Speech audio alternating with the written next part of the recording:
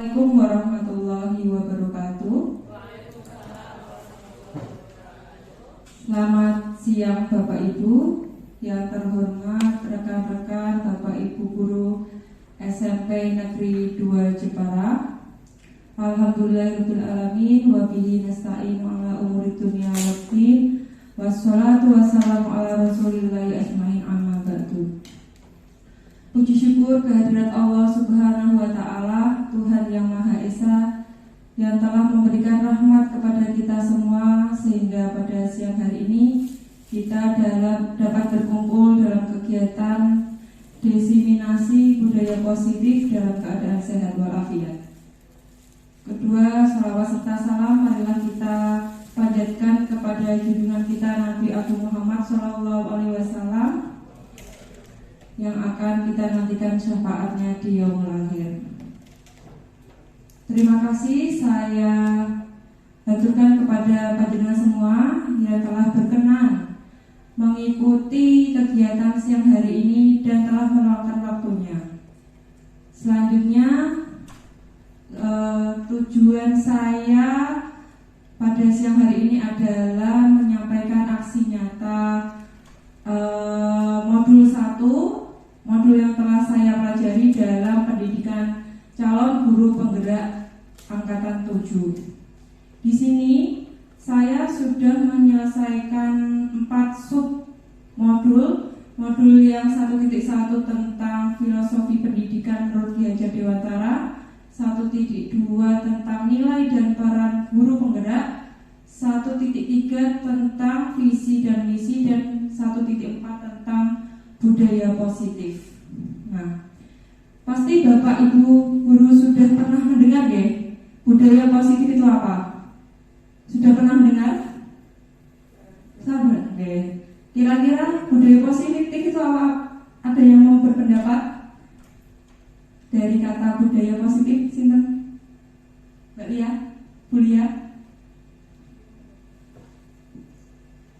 Menurut saya budaya positif terutama yang bisa diterapkan di sekolah yaitu nilai-nilai atau keyakinan dan kebiasaan yang biasa dilakukan di sekolah, baik dari sikap, perilaku maupun ucapan. Terima kasih. Ya, terima kasih kepada Bu Lia. Ya, betul sekali apa yang sudah disampaikan Bu Lia, bahwa budaya positif itu tentang nilai-nilai kebaikan yang sudah diterapkan di dalam sekolah. Nah, di sini saya itu bukan bermaksud untuk memberi Bapak Ibu guru sekalian, namun saya mengajak Bapak Ibu untuk berdiskusi tentang budaya positif baik yang sudah kita jalankan di sekolah maupun yang belum. Selanjutnya, nah ini kita nanti menjelaskan tentang ini ya, pemahaman dan pengalaman penerapan budaya positif. Saya ucapkan selamat datang dan salam bahagia untuk Bapak Ibu guru hebat. Mari kita belajar bersama, berkolaborasi, saling mendukung demi mewujudkan disiplin positif di SMP Negeri 2 Jepara, di SMP kita tercinta ini.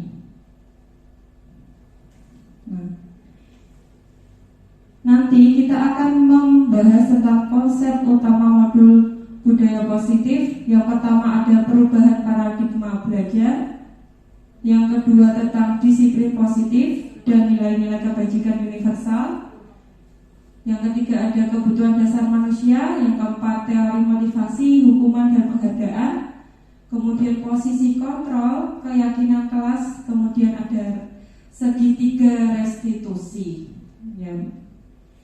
Yang pertama kita mempelajari tentang perubahan paradigma belajar. Sebelumnya saya akan menjelaskan sedikit tentang dasar-dasar pendidikan menurut Ki Hajar Dewantara, yaitu ada menuntut, berhamba pada murid, kemudian pendidik itu ibarat seorang petani. Menuntun artinya sebagai among. Among itu apa gitu, Bapak Ibu? Dari bahasa Jawa ada arti among ya.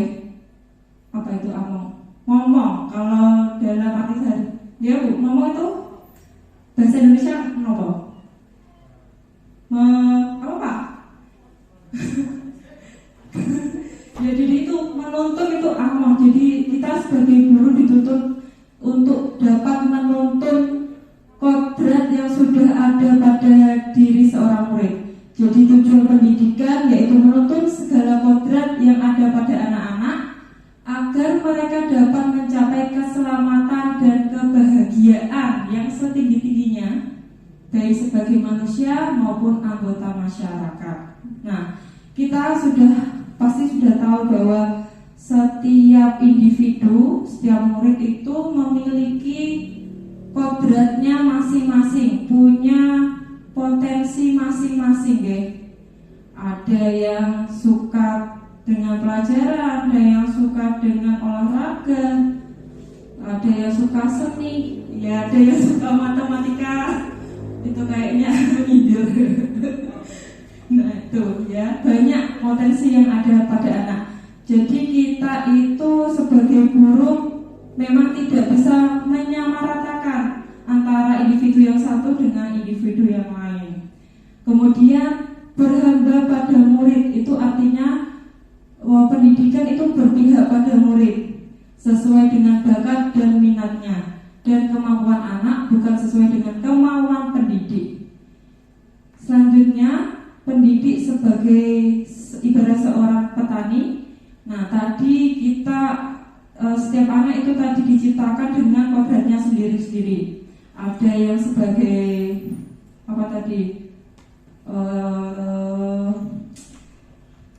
olahraga, ya suka olahraga, atlet misalkan. Ada seorang yang suka nyanyi. Nah, di sini kan kita punya lahan itu berupa bentuk sekolah. Sedangkan bibitnya itu anak-anak tadi. Jadi kita harus bisa merawat. Misalkan tadi seorang atlet ya kita rawat dengan cara atlet. Seorang penyanyi kita arahkan menjadi seorang penyanyi gitu misalkan. Selanjutnya, pembelajaran dengan paradigma baru dirancang berdasarkan prinsip pembelajaran yang terdiferensiasi sehingga setiap siswa belajar sesuai dengan kebutuhannya, sesuai dengan kodratnya, dari tahap perkembangannya sesuai dengan mewujudkan profil pelajar Pancasila. Nah, kita itu juga dituntut untuk di sini menuntun anak sesuai kodrat. Di sini ada dua kodrat, yaitu kodrat alam dan kodrat zaman. Ya, pasti Bapak Ibu guru sudah pernah mendengar. Kodrat alam itu kodrat apa, Bu? Pak? Alam berarti sesuai dengan lingkungannya. Misalkan kita di sini kan Jepara lingkungannya apa? Pesisir, ya? Pantai. Nah, misalkan di sini ada mapel prakarya, ya Bu. Jadi misalkan ada subbab tentang mempelajari pengolahan ikan, bisa jadi pemanfaatan ikan, ya kan? Bisa jadi seperti itu. Terus apalagi misalkan gimana Pak? Nah, bisa jadi boleh itu kan? Siapa tahu dia ya misalkan buat keterampilan jaring boleh, ya. Iya bisa juga, itu kan nanti bisa dijual belikan. Nah, nanti segi ekonomis begitu. Contohnya untuk kodrat alam. Kemudian yang kedua kodrat zaman. Zaman berarti di sini kan eranya sudah era digital, ya. Nah, kita pendidikan sudah abad 21. Kalau untuk sekolah ini banyak sudah menggunakan teknologi, misalkan Office, kemudian Canva, Quizzes, banyak itu. Kalau di sekolah kita sudah banyak penggunaannya. Nah, dari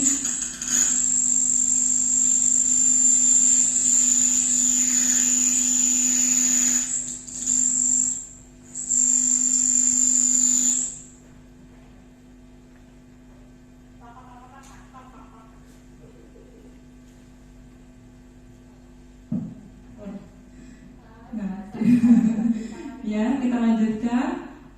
Dari berbagai macam tadi potensi yang ada potensi yang sudah ada tadi, kita sambungkan dengan kurikulum atau kita hubungkan dengan kurikulum yang sudah dicanangkan oleh pemerintah,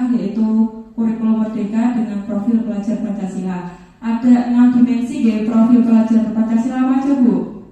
Yang pertama, beriman dan bertakwa kepada Tuhan Yang Maha Esa dan berakhlak mulia.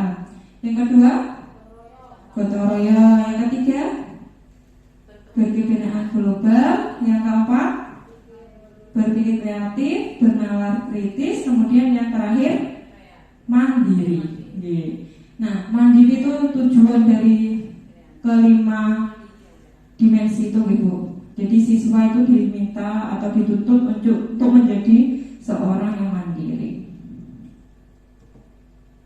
Selanjutnya, disiplin positif dan nilai-nilai kebajikan universal. Untuk kata-kata disiplin itu udah familiar ya. Disiplin apa Bu? Disiplin itu peraturan. Pasti yang ada di benak kita tentang peraturan. Disiplin itu harus teratur. Nah, untuk nilai-nilai kebajikan sendiri, nilai-nilai yang sudah diterapkan secara umum ya, universal. Nah, selanjutnya, di sini disiplin positif itu kebanyakan orang akan menghubungkan kata disiplin dengan tata tertib, teratur, dan kepatuhan pada peraturan. Kata disiplin juga sering hubungan dengan hukuman. Biasanya kalau tidak disiplin kita akan menghukum ya. Itu yang umum di sekolah ya. Misalkan itu membersihkan WC bisa jadi. Nanti kita lihat apakah menghukum.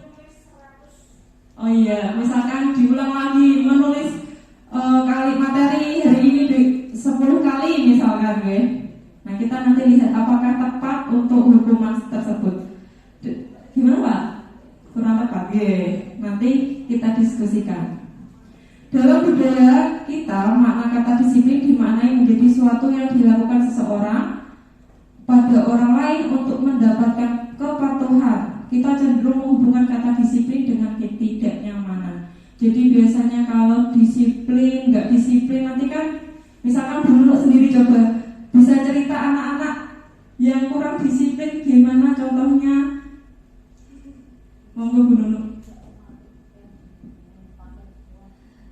Seperti yang kita lihat di lingkungan sekolah kita sendiri ya, sehari-hari itu anak-anak yang kurang disiplin itu banyak sekali. Misalkan saja dilihat dari pertama kali masuk gerbang sekolah itu saja sudah banyak sekali yang tidak disiplin. Contohnya tidak memakai dasi, terus ada yang kaos kakinya tidak sesuai dengan standar yang diberikan sekolah ya.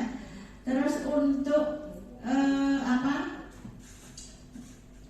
ketika di dalam kelas anak-anak banyak yang tidak masih banyak yang tidak mengerjakan tugas yang diberikan Bapak Ibu guru. Terus ada juga yang masih terlambat. Terus banyak juga anak yang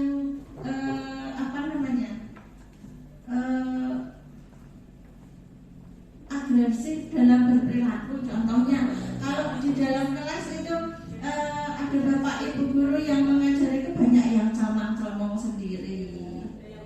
Ya, ada yang ngomong sendiri. Kalau ngomong sama teman-temannya saya bisa maklum lah. Kalau ngomong sendiri itu loh yang kalau ngomong sendiri berarti obatnya habis ya, seperti itu.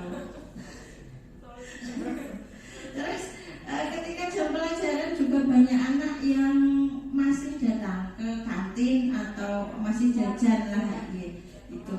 Ya contoh kecilnya seperti itu. Tepuk tangan pada Bu Nunuk.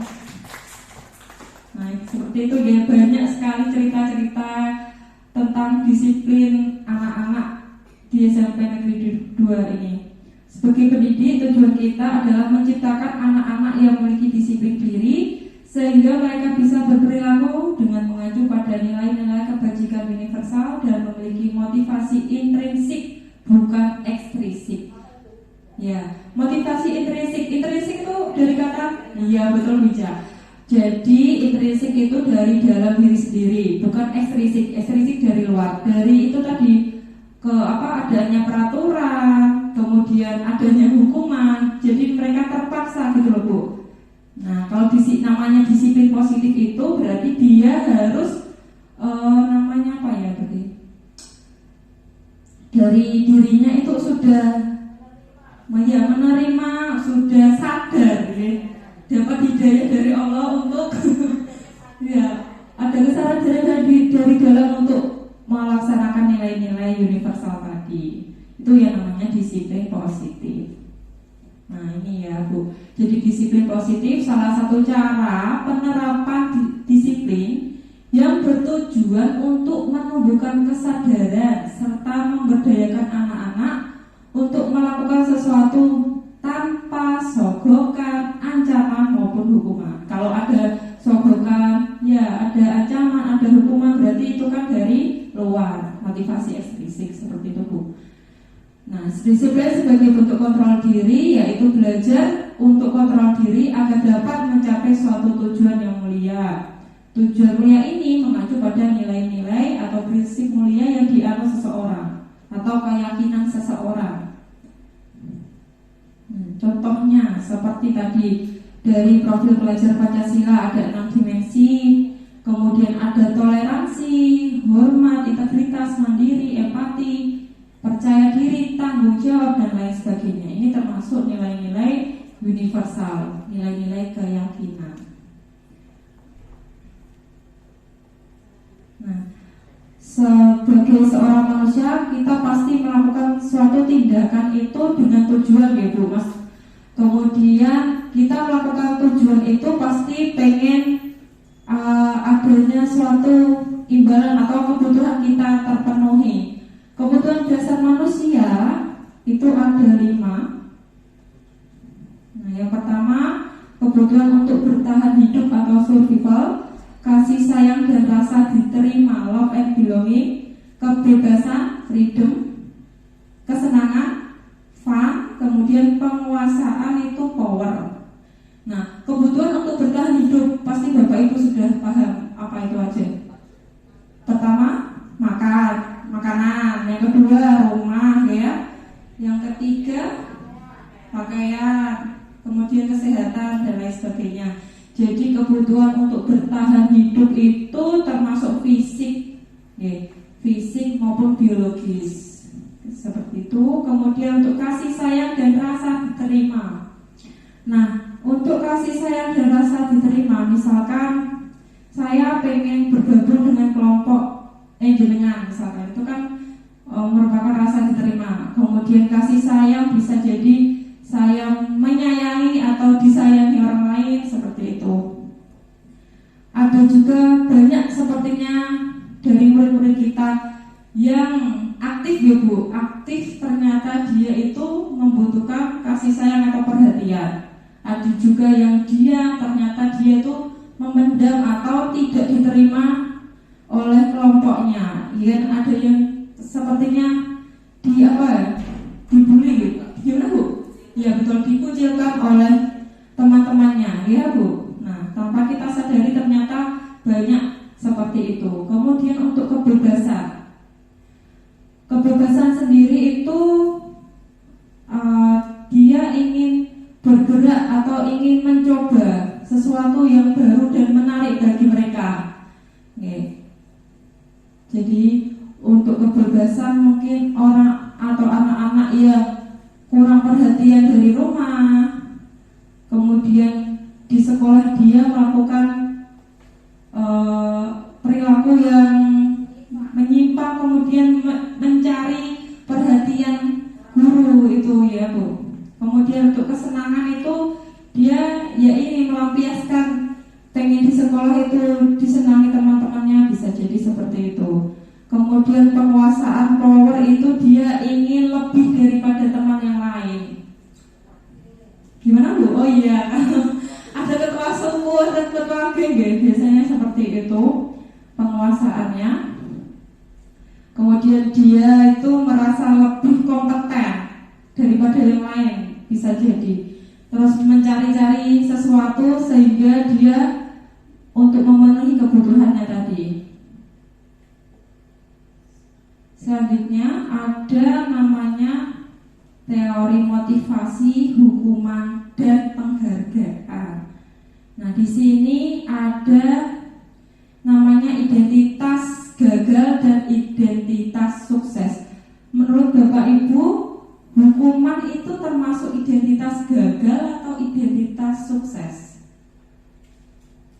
Gagal itu kan berarti gimana? Hukuman berarti gagal atau sukses? Gagal, betul. Kalau penghargaan? Sukses. Nah, kita cari tahu apakah betul ya. Selama ini kan adanya sistem ranking di sekolah ya Bu. Nah, ranking itu apakah gagal atau sukses? Nah, sebelum ke situ kita lihat motivasi dulu. Motivasi adalah dorongan yang ditimbulkan pada diri seorang secara sadar atau tidak sadar untuk melakukan suatu tindakan dengan tujuan tertentu. Motivasi tadi ada berapa Bu? Ada dua ya. Yang pertama apa tadi? Intrinsik atau dari dalam. Yang kedua ekstrinsik, itu dari luar. Nah, untuk menghindari ketidaknyamanan atau hukuman, berarti dia apa? Kalau biar tidak menghindari tidak adanya hukuman atau ketidaknyamanan, berarti ekstrinsik.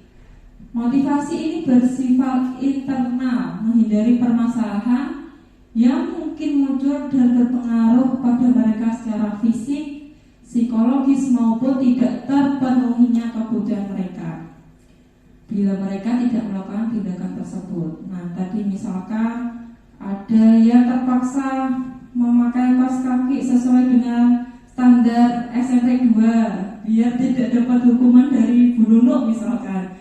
Nah, itu termasuk motivasi ekstrinsik karena tidak dari dalam. Kemudian untuk mendapatkan imbalan atau penghargaan dari orang lain, ini termasuk apa? Ekstrinsik juga karena dari orang lain. Misalkan untuk mendapatkan pujian. Nah, misalkan tadi dia pengen menunjukkan pada gurunya kalau dia itu bisa menyanyi, kemudian diberi penghargaan oleh guru berupa nilai yang bagus dan disampaikan kepada teman-teman yang lain, itu termasuk bagaimana Bu? Ada yang ingin berpendapat? Misalkan Beko punya murid yang pintar nyanyi, kemudian Beko menyampaikan di kelas, ini loh masnya memuji-muji anak itu. Menurut Beko bagaimana? Boleh maju Bu, berpendapat.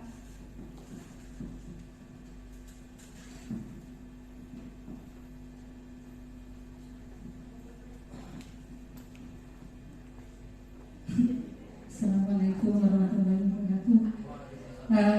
Kalau kita misalkan mendengar anak menyanyi, kemudian suaranya bagus, kemudian menurut vokal, ada intonasi dan sebagainya itu bagus, memang kita apresiasi dengan memberi nilai yang baik. Kemudian perlu kita berikan contoh kepada teman-teman yang lain supaya dia memperhatikan waktu menyanyi, entah itu artikulasi atau intonasinya, kemudian ada prasarnya dalam menyanyi itu dia benar. Nah, itu wajib ditiru.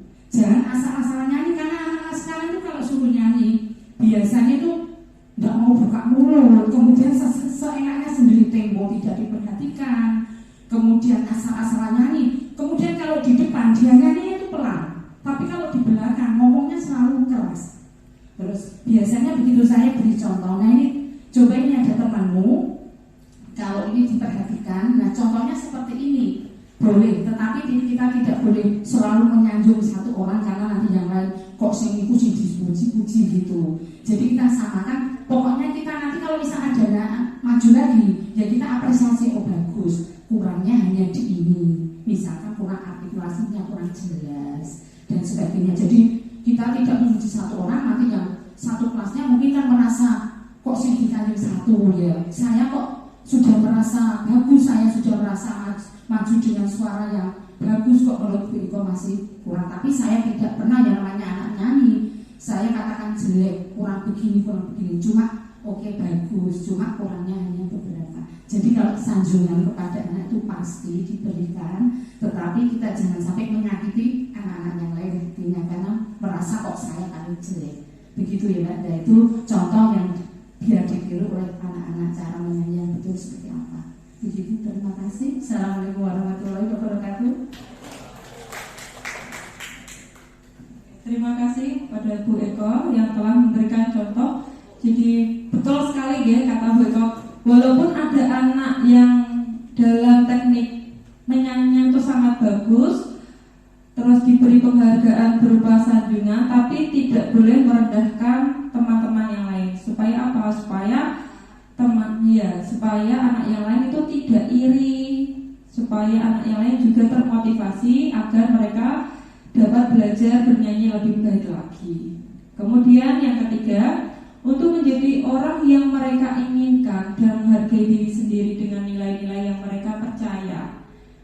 Motivasi akan membuat seseorang memiliki disiplin positif karena motivasi berperilakunya bersifat internal bukan eksternal. Jadi motivasi intrinsik itu tadi dia memiliki kesadaran akan nilai-nilai kebajikan yang sudah ia yakini. Nah, ini Bu, jadi konsep disiplin dengan identitas gagal itu berupa hukuman dan penghargaan. Di sini penghargaan itu dalam bentuk barang.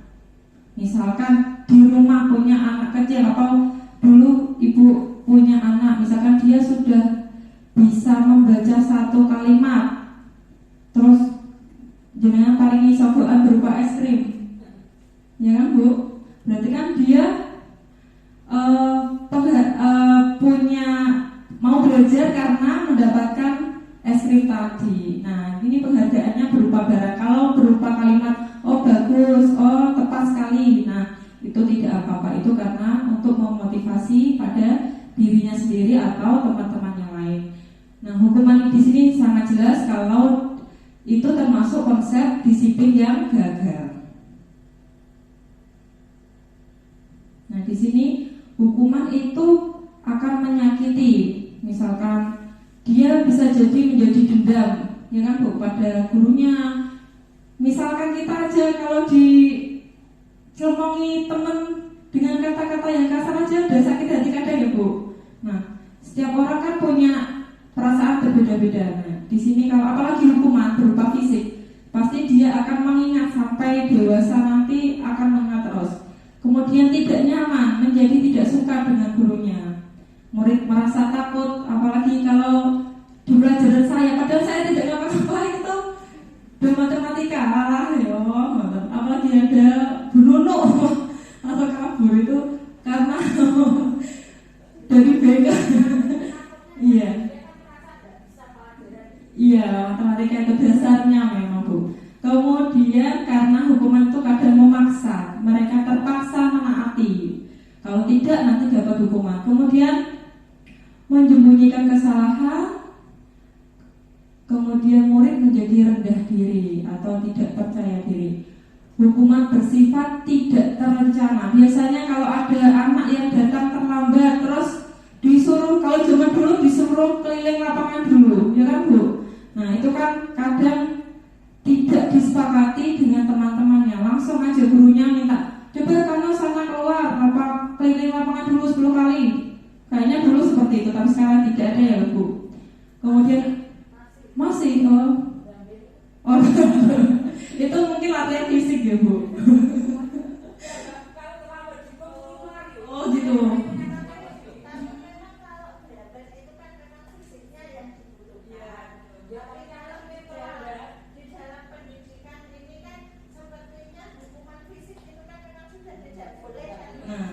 Iya betul.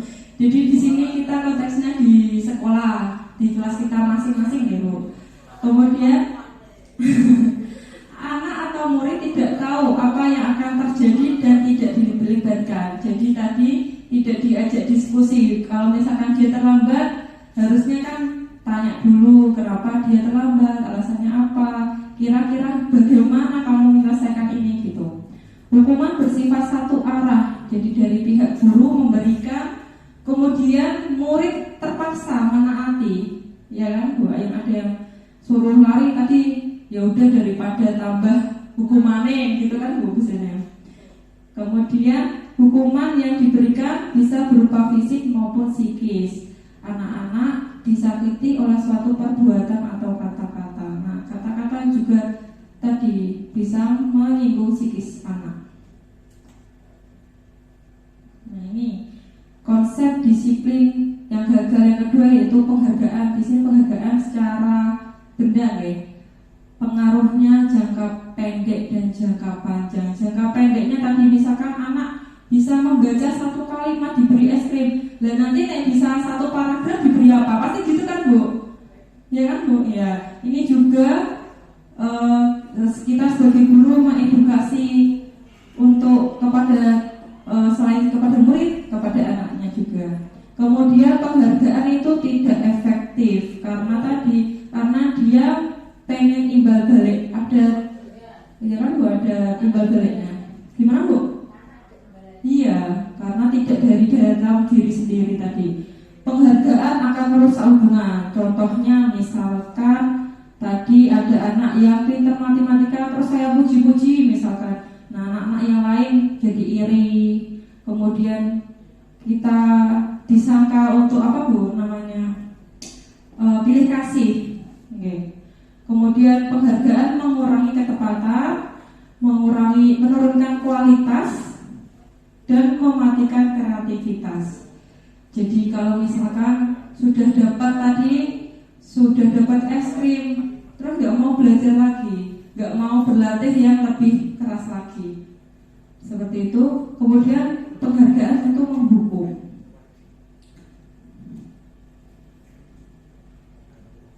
Selanjutnya, konsep disiplin dengan identitas sukses. Yang pertama konsekuensi, dan yang kedua itu restitusi. Jujur ini restitusi saya baru dengar saat mempelajari modul 1.4. Ya nanti kita mempelajari ya Bu. Untuk konsekuensi pasti Bapak Ibu sudah paham ya. Coba saya minta untuk siapa ya yang mau menyampaikan pendapatnya tentang konsekuensi? Pak Wahab, monggo. Ya menurut ya apa ini ada 3 guru bahasa Indonesia. Konsekuensi itu arti dasarnya apa Bu?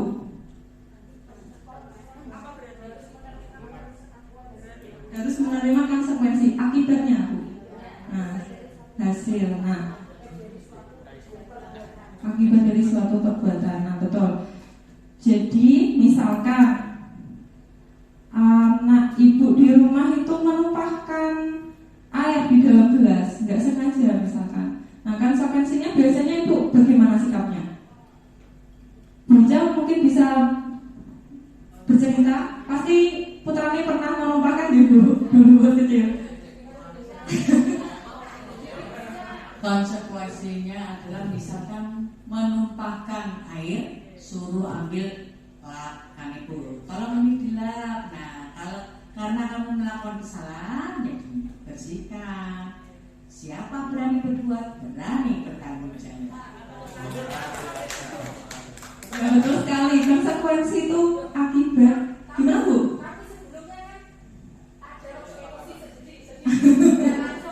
Kalau Bunda sabar Bu. Betul Pak Alsa, sabar ya.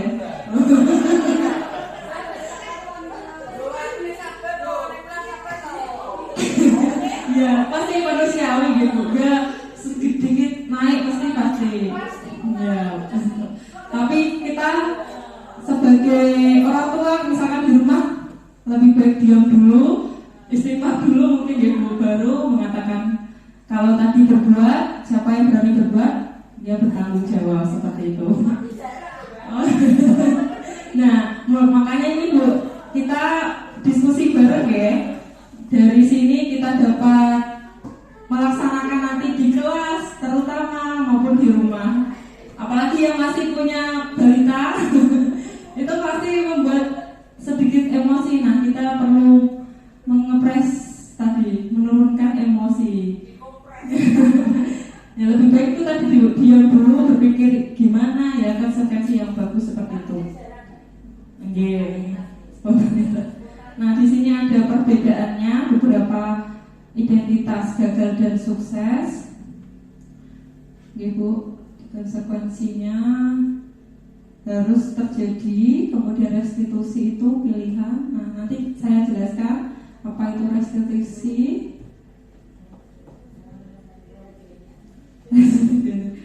Nah, untuk konsekuensi itu penguatan hanya bertahan dalam jangka pendek. Selanjutnya memerlukan monitoring. Jadi misalkan tadi kalau bijak meminta putranya untuk mengelap dulu, terus kemudian kan pasti bijak melihat lagi gitu, apakah benar sudah dilap apa belum. Nah, itu harus dimonitor, ya sudah bersih apa belum.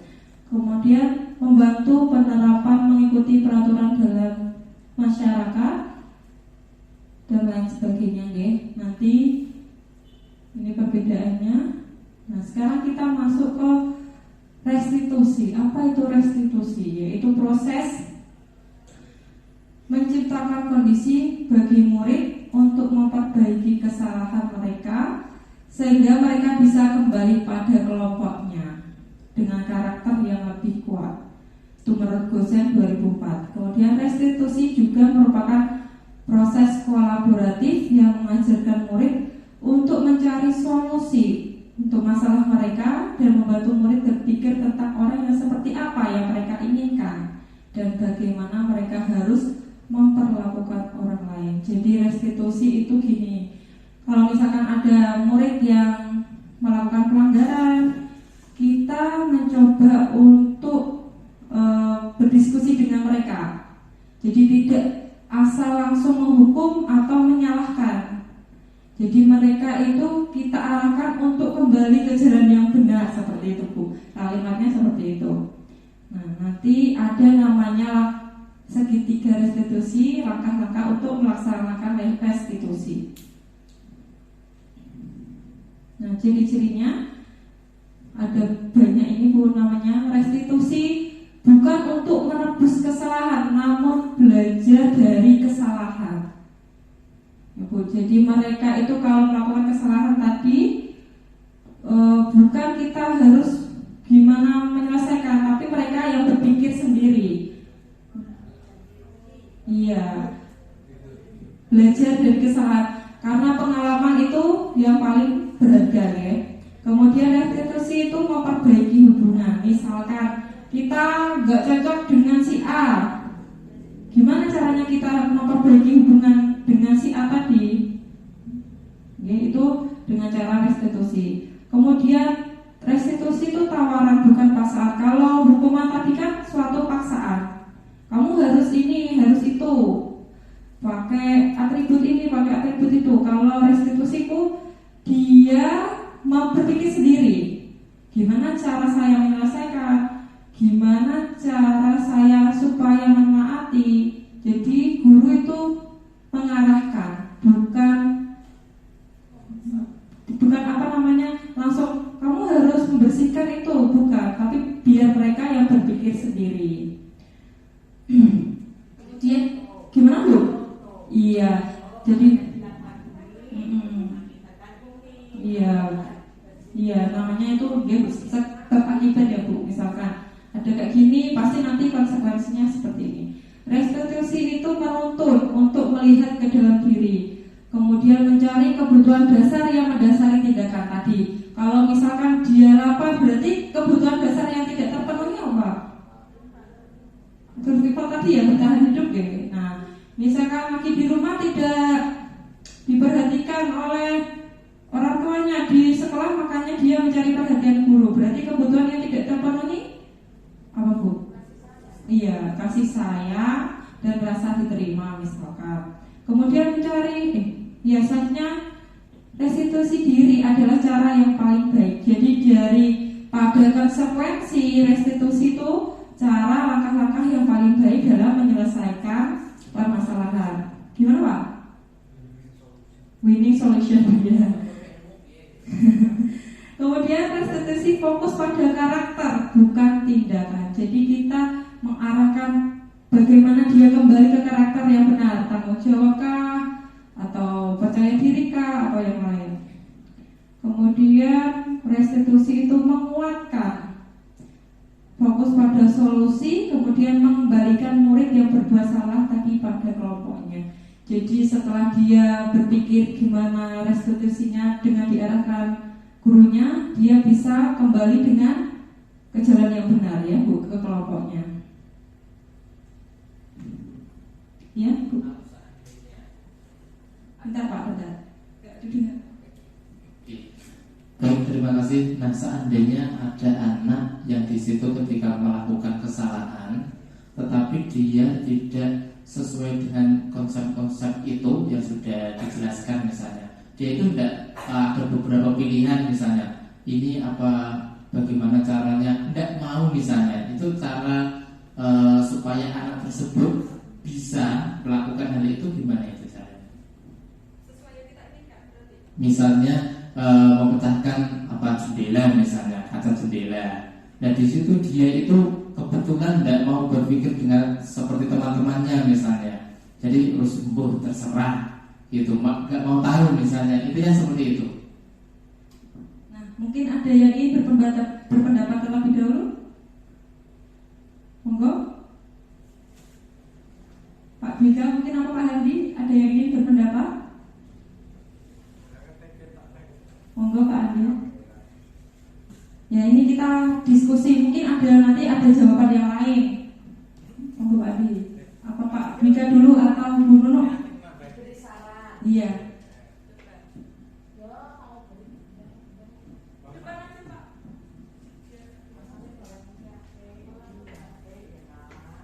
Ya, kalau mungkin ada hal seperti apa yang sudah diutarakan oleh Bapak Wahab ya, intinya kan kita hanya mendampingi dan menuntun.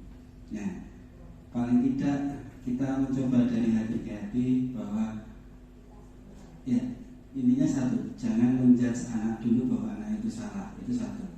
Yang kedua, kita dari hati ke hati kita bicara bahwa menuntun anak, bahwa anak itu nanti bisa sadar dengan dirinya sendiri, bukan sadar karena nasihat atau sadar karena dari dari ucapan kita, kamu salah, bukan. Jadi kita coba tuntun agar anak itu sadar bahwa dirinya itu salah, tapi sadarnya karena dirinya sendiri, bukan dari tuntunan kita.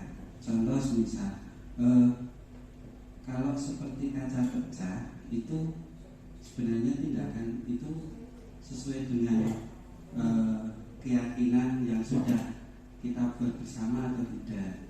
Nah, karena kan sebelumnya ada tadi ya keyakinan kelas ya, atau belum? Oh di sini ya. Nanti ada keyakinan kelas Pak. Jadi setelah ini nanti ada keyakinan kelas yang mana itu bukan suatu aturan, tapi keyakinan kelas, di mana anak itu kebersamaan membuat suatu keyakinan kelas yang dimana itu sesuai dengan persetujuan semuanya. Jadi nanti kita bisa tuntun apakah sesuai dengan keyakinan kelas atau tidak. Nah, akhirnya kan karena keyakinan kelas nanti kalau bisa, kalau sudah jadi ditempel di depan, jadi anak bisa ingat terus. Oh, kalau tidak sesuai dengan keyakinan kelas, berarti tindakan atau yang kamu lakukan itu sesuai tidak. Nah, nanti kan dituntun seperti itu. Nah, saya pikir itu mungkin ada tambahan dari Pak Hasan.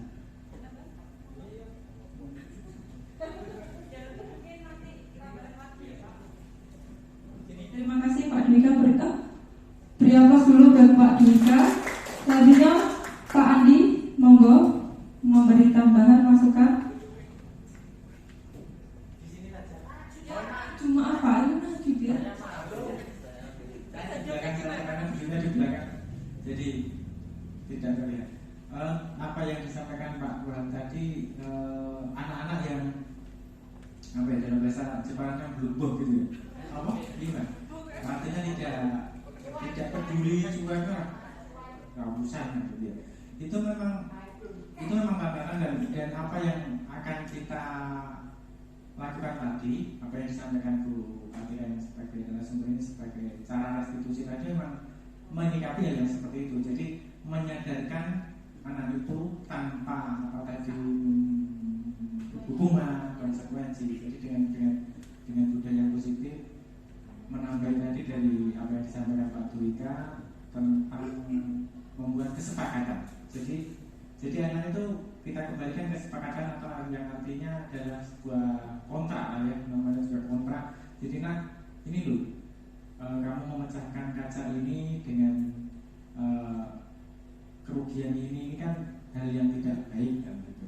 Jadi nanti harus disadarkan, oh iya Pak, saya salah intinya seperti itu. Kemudian nanti baru ada tindakan-tindakan lain yang mungkin nanti akan ada penjelasan lebih lanjut ya, terkait tentang kesepakatan atau kelas atau gitu. Seperti itu mungkin tambahan dari saya saja. Terima kasih. Mohon maaf. Terima kasih, tepuk tangan buat Pak Andi. Nah, betul sekali ya.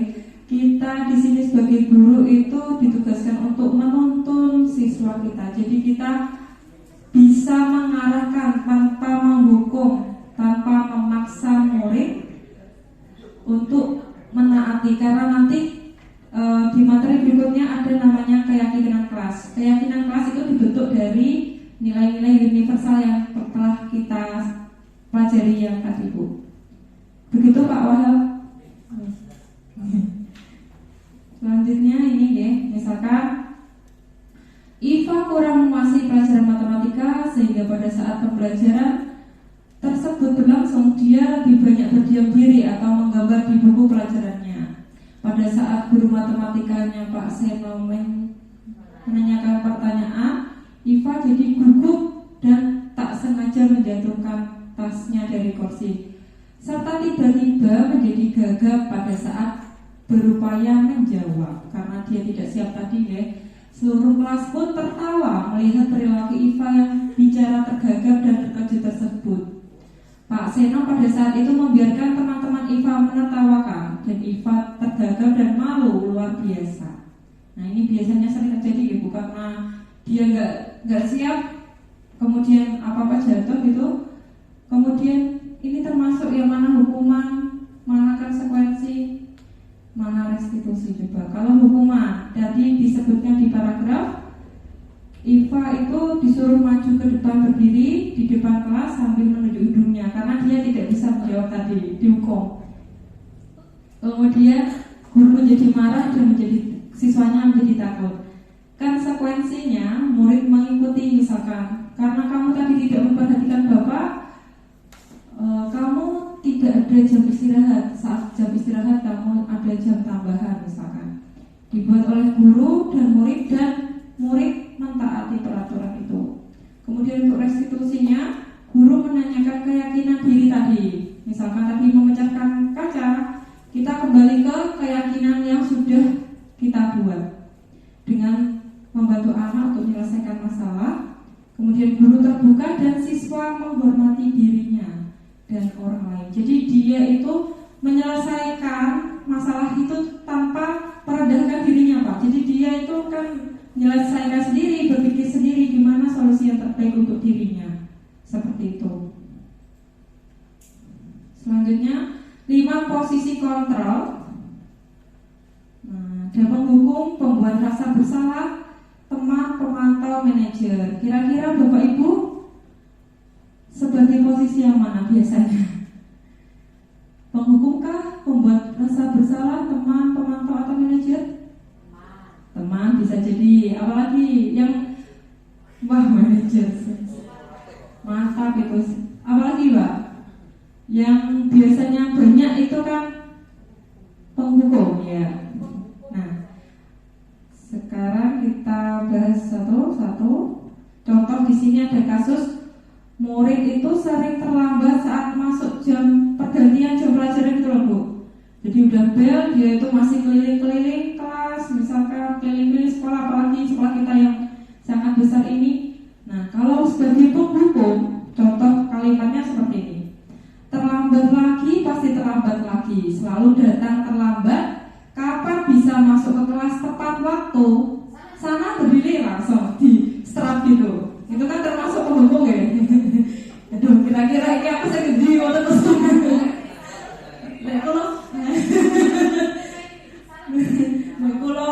Ya udah duduk malah gitu. Kemudian membuat rasa bersalah. Misalkan kamu ini bagaimana? Kamu sudah berjanji dengan ibu tidak akan terlambat lagi.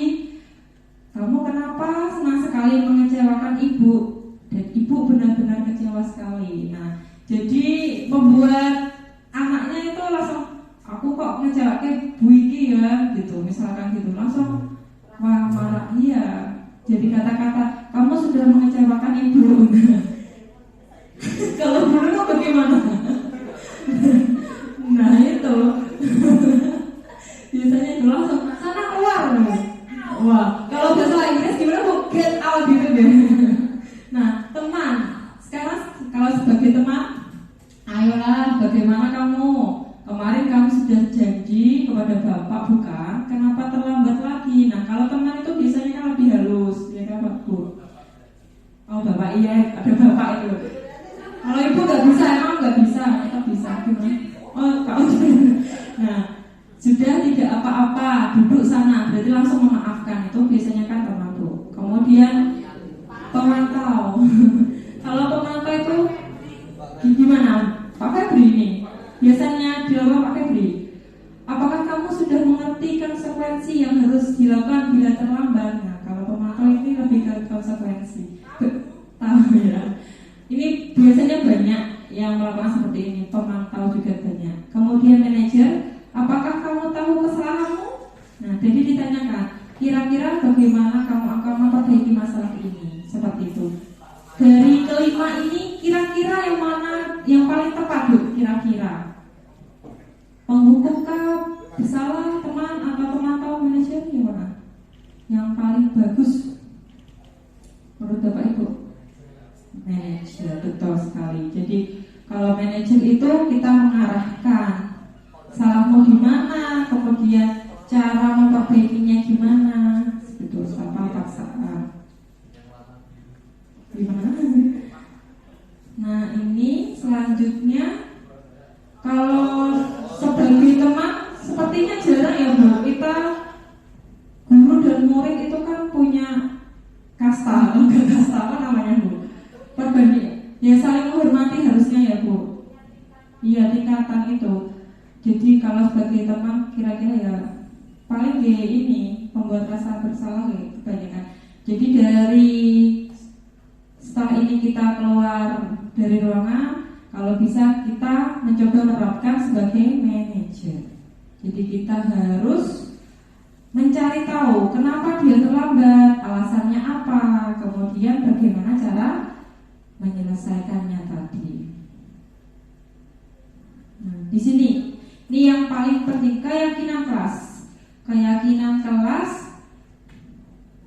Nah, apa sih itu keyakinan kelas? Mengapa tidak peraturan kelas? Selama ini kan kita yang banyak di sekolah-sekolah itu peraturan ya, peraturan kelas.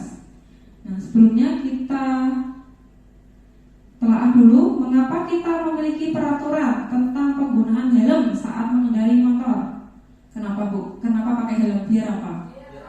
Biar aman, biar selamat. Oke. Jadi keyakinannya itu biar selamat gitu. Kemudian mengapa kita memiliki peraturan tentang penggunaan masker dan cuci tangan pada saat pandemi kemarin misalkan?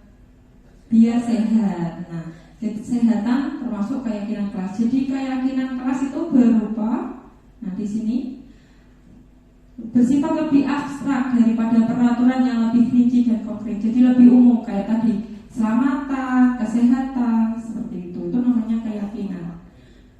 Tepat waktu.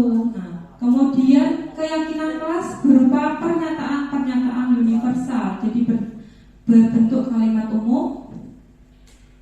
Keyakinan kelas senantiasa dibuat dalam bentuk positif atau kalimat positif. Misalkan di kelas anak-anak sering lari, nggak boleh pakai kata misalkan tidak boleh lari di dalam kelas. Jadi yang benar gimana Bu?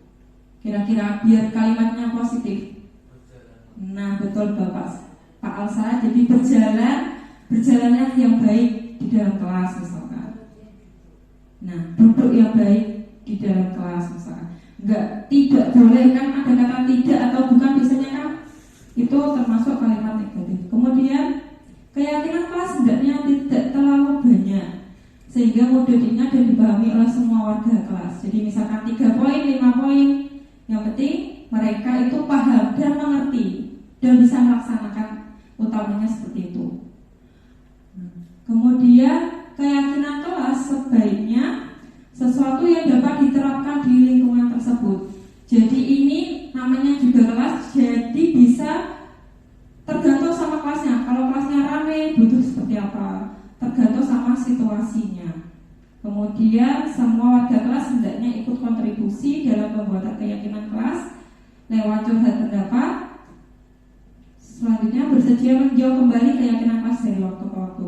Jadi misalkan Bapak Ibu tadi di kelasnya sudah dibentuk, kemudian ada pelanggaran yang tidak masuk ke dalam situ, bisa ditanyakan kembali. Seperti kata Pak Dwika tadi, bisa ditambahkan saat ada sesuatu yang urgent, dan disepakati oleh semua warga kelas. Nah, ini kemarin saya membuat keyakinan kelas. Jadi pertama saya jelaskan dulu keyakinan kelas itu apa, nilai-nilai kebajikan itu apa. Kadang kan anak masih belum paham, belum tahu keyakinan kelas, yang tahunya kan peraturan kelas. Seperti itu. Yang kedua, saya meminta anak-anak untuk menyampaikan pendapat mereka.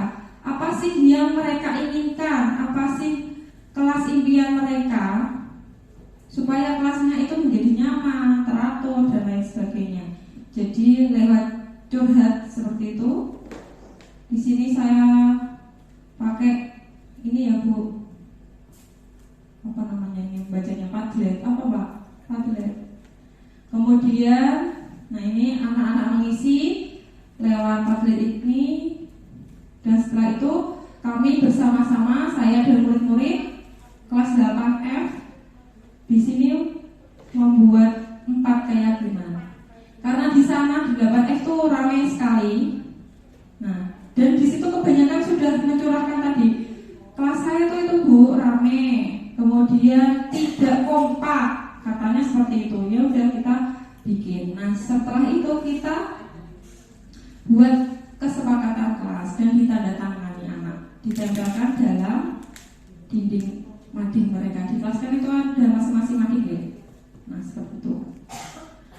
Nanti bisa jadi saya harapkan setiap wali kelas bisa membuat keyakinan kelas untuk kelasnya masing-masing, atau guru mapelnya mungkin bisa untuk keyakinan seni budaya seperti ini. Kan kadang setiap anak, setiap kelas dengan kelas lain berbeda kebutuhan seperti itu.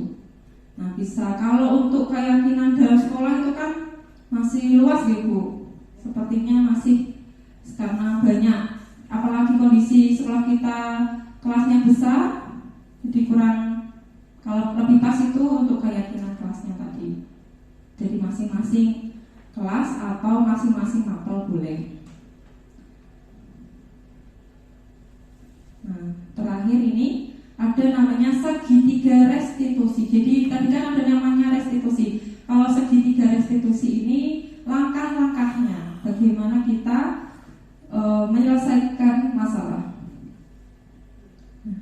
Ada 3 langkah. Yang pertama menstabilkan identitas, yang kedua validasi tindakan yang salah, dan terakhir menanyakan keyakinan.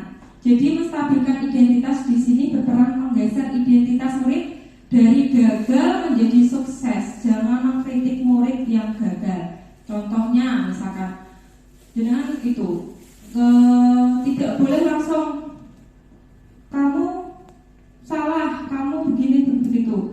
Misalkan contoh yang benar itu menstabilkan identitas itu misalkan manusia tidak ada yang sempurna, kamu bisa memperbaikinya seperti itu misalkan. Kemudian validasi tindakan yang salah. Prinsip setiap perilaku berupaya memenuhi suatu kebutuhan tertentu. Guru akan bergeser dari pemikiran stimulus respon menjadi proaktif, mengenali, mengakui kebutuhan murid, dapat memperbaiki hubungan dengan murid. Jadi validasi itu misalkan bagaimana cara menyelesaikan masalah ini, kemudian menanyakan keyakinan, termotivasi secara intrinsik perilaku yang telah divalidasi. Tadi kita kan sudah membuat keyakinan kelas, kemudian diarahkan lagi keyakinan mana yang kamu percaya untuk menyelesaikan masalahnya, gitu misalkan. Nah, di sini contoh,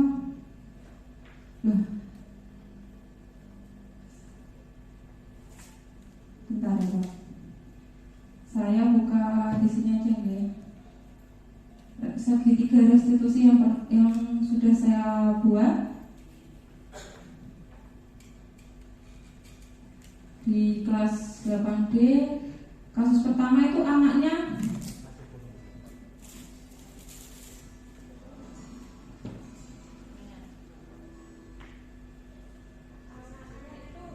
apa Bu namanya, sudah beberapa kali alfa. Kemudian saya beri langkah-langkah segitiga restitusi.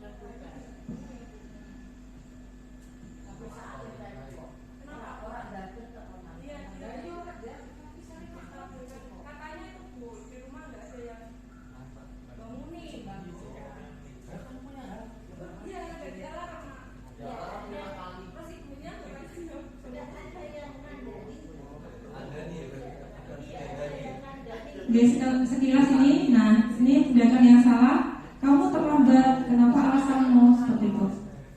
Nah ini seperti itu.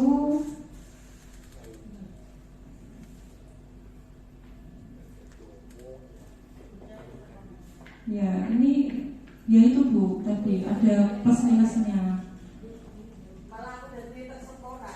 Sama tadi misalnya. Menanyakan ini.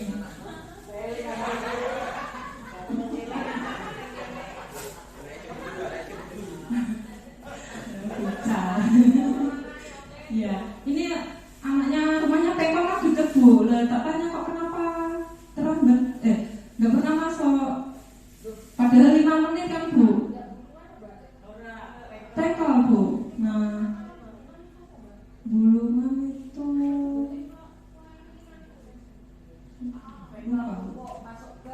nanti kan deket tau Bu. Lah setengah 7 baru bangun apa?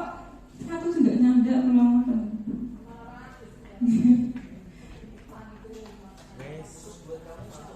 Nah seperti ini ya Bu. Ada beberapa contoh yang contoh berikutnya itu ada siapa namanya Izudin sama Alfa Rizik itu Bu. Nah itu juga kan kalau ya itu kalau muter-muter, kalau ada jam pelajaran itu muter-muter dulu baru masuk.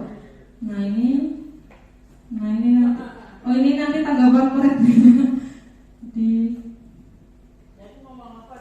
Iya ini kurang nggak pakai speaker apa Bu?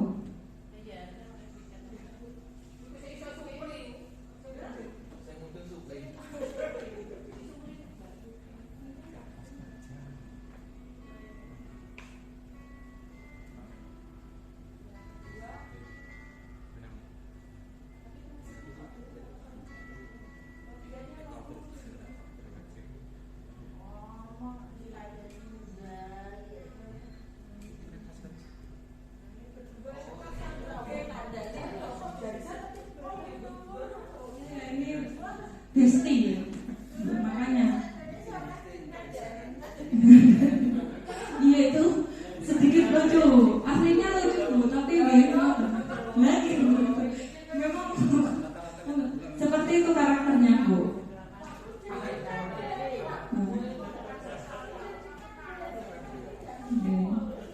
Seperti itu ya Bu, ada 2 contoh tadi saya masing-masing saya restitusi. Alasannya itu karena lapar Kak, terus ke kantin dulu, waktu istirahat malah gojek sama temennya, dan jadinya seperti itu.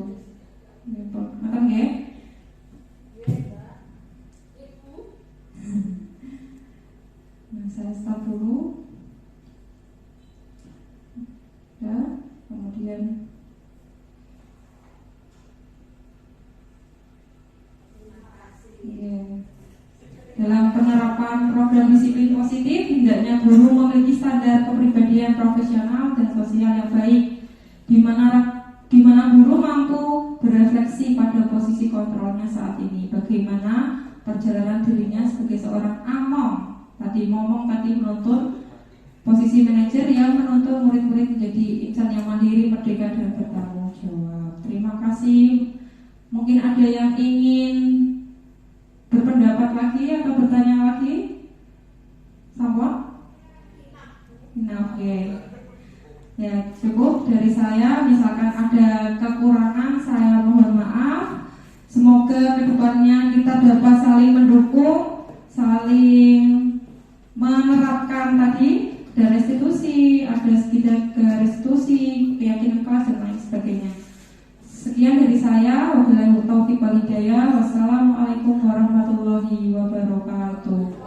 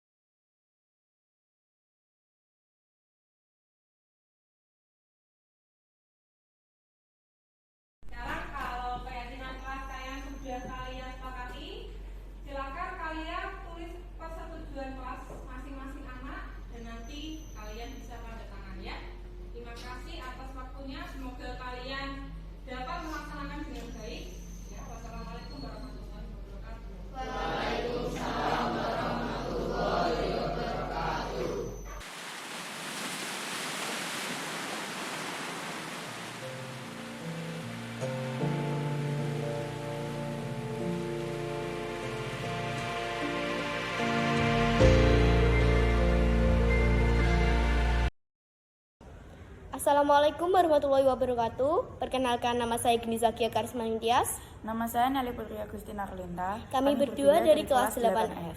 Di sini kami ingin memberikan tanggapan tentang keyakinan kelas yang telah dibuat pada jam pelajaran matematika di kelas 8F. Yang pertama, ketenangan. Ketenangan dibuat untuk ketenangan bersama karena kelas kita awalnya itu tidak kondusif, gaduh di jam pelajaran apapun, terutama jam pelajaran matematika.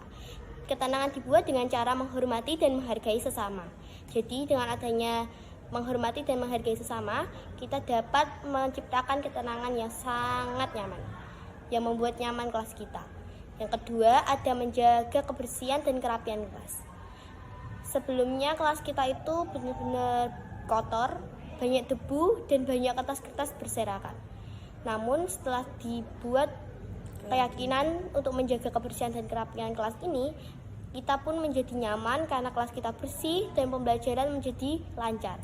Yang ketiga, ada peduli terhadap sesama.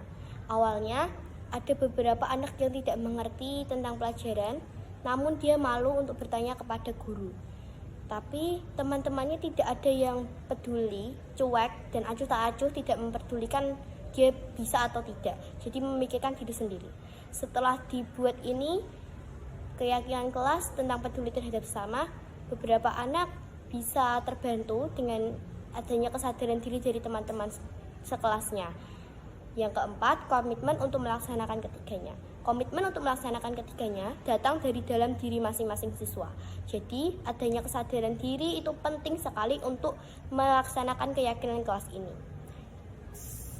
Dan keyakinan kelas yang terjadi di kelas matematika sudah disetujui dan disepakati oleh murid-murid semuanya.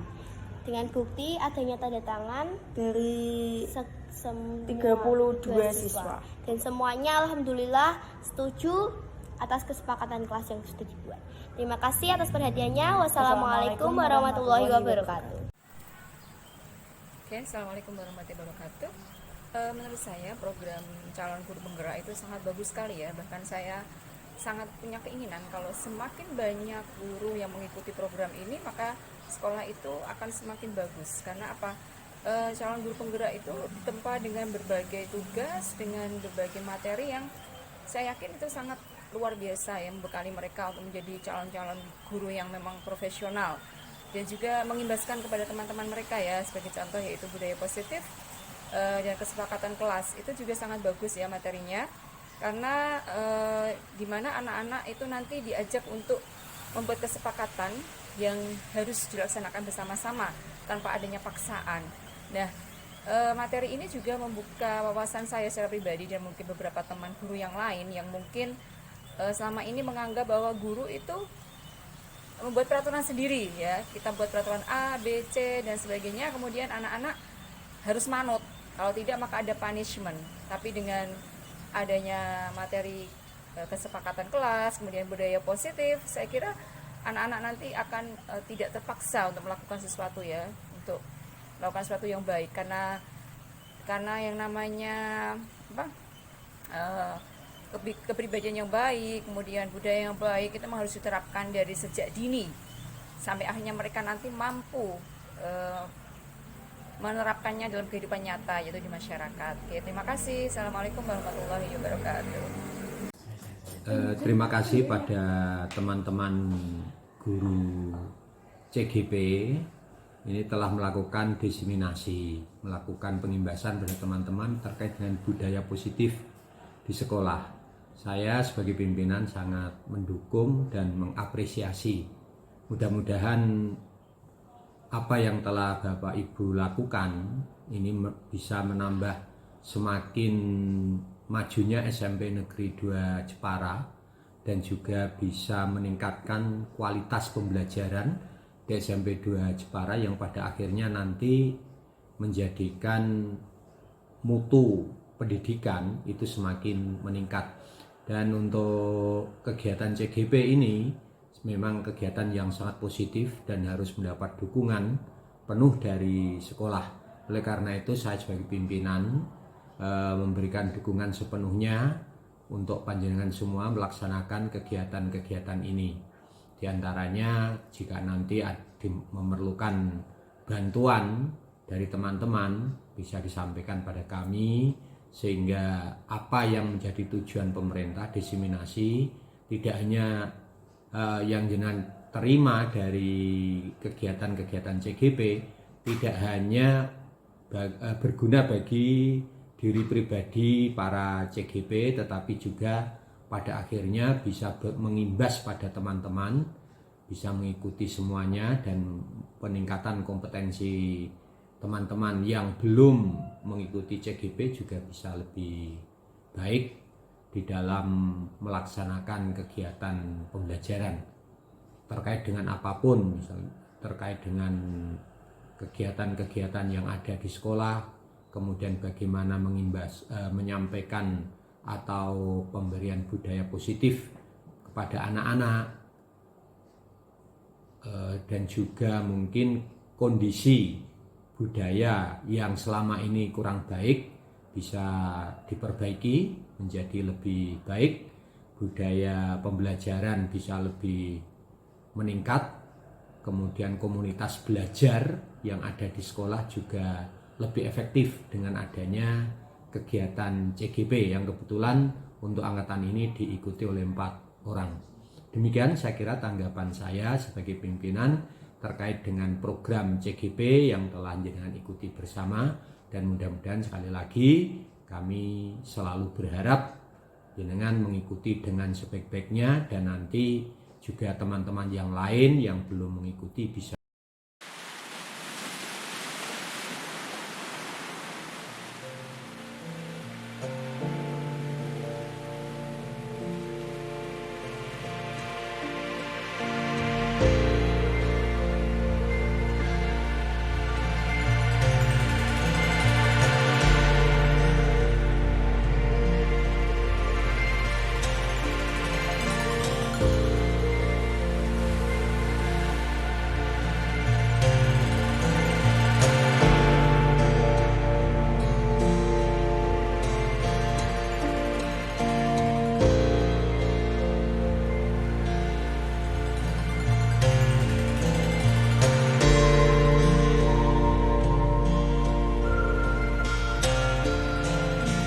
kasih.